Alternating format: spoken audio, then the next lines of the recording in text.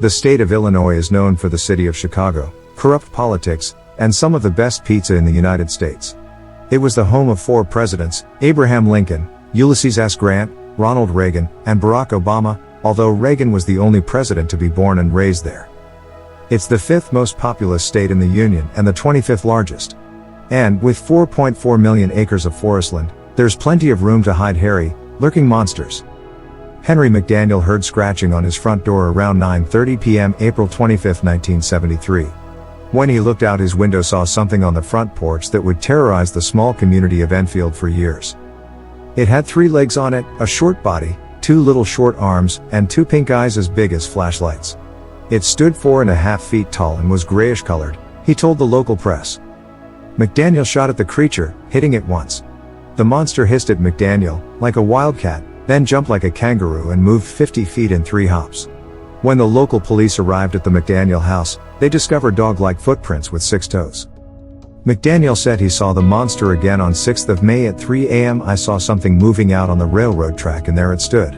I didn't shoot at it or anything. It started down the railroad track. It wasn't in a hurry or anything, he told local radio station WWKI. The station's news director wandered the area around McDaniel's house and claimed to see a creature that looked like an ape.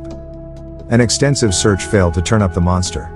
If they do find it, they will find more than one and they won't be from this planet, I can tell you that, McDaniel told the local press.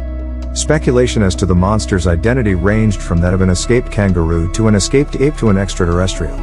4 Farm City teens camping on private land sat around their campfire the night of July 9, 1970 when they heard something big moving in the grass at the edge of the firelight. One of the boys hopped in their car and switched on the headlights to reveal a man-like beast covered in long, gray-white fur. When the light struck it, the creature ran off, according to an article in the Bloomington Panagraph. The boys said the monster was at least 6 feet tall. That wasn't the last of the monster. A few days later 24 people claimed to see a pair of eyes glowing at them in the dark, according to the Panagraph. The Sunday after that 3 more people saw the hairy creature, and even more people witnessed it by the next Tuesday.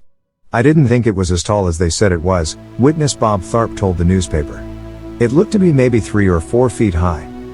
Although numerous people saw the Farm City monster, the only casualty assigned to the beast was the heavy canvas tent at the boys' campsite that something with claws had torn to shreds. The 1970s was a big decade for monsters in Illinois.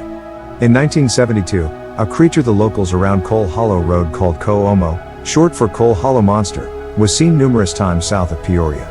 The monster was 8 feet tall, covered in white fur, and had only 3 toes.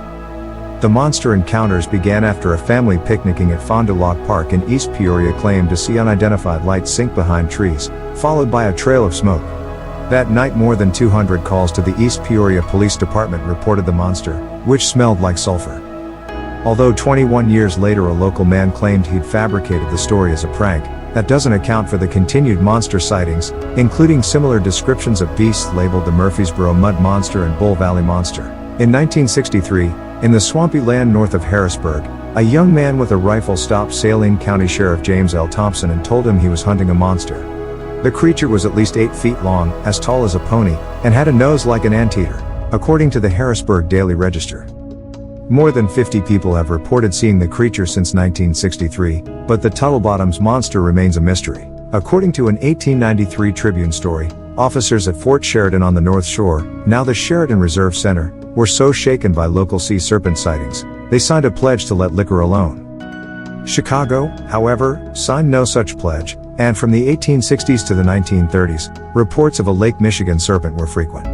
I looked through my opera glasses and I could see it was not like a boat, a Lincoln Park resident told this newspaper in 1899. The one like Pressy, Lake Superior, Champ, Lake Champlain, or Bessie, Lake Erie, Lake Michigan's monster never had a clear identity.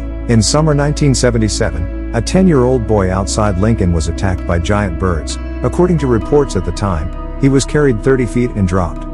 Farther south, in the town of Alton, 17th century explorers once found an image of a dragon-like bird painted on a local bluff. The Piasa, a Native American myth, has haunted the area ever since. Linda Godfrey, the Michigan-based author of several books of American monster lore, said, "There's a group nickname for these large birds, Big Claw.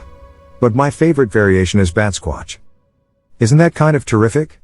She notes that an African marabou stork did escape briefly from the Brookfield Zoo in summer 1977, but it likely was not the bird that attacked the child. Not to be confused with the Stump Pond Monster or Tuttlebottom's Monster, the elusive ASS, as it was cheekily named by late lore expert John Keel, author of The Mothman Prophesies, is occasionally associated with vertically descending lights, implying an extraterrestrial. If so, legend says it's a smelly alien. The most famous Illinois ASS is the Murfreesboro Mud Monster, spotted throughout summer 1973. Witnesses included a 4-year-old boy who told his parents, according to the alt travel guide Weird Illinois, a big white ghost was in the backyard. The neighbors saw it, too. Of all the cryptozoological species in Illinois, this one is the least imaginary. For decades, Illinois has been rife with tales of large mysterious black cats racing through fields and slinking back into wooded areas. There's often a touch of the Hound of the Baskervilles to stories, brutal lunges at throats and disappeared farm animals.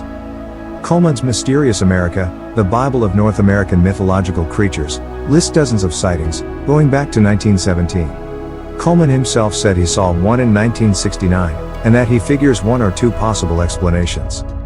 A strain of dark mountain lion, yet to be confirmed, or an American lion, a massive cat that last existed during the Ice Age.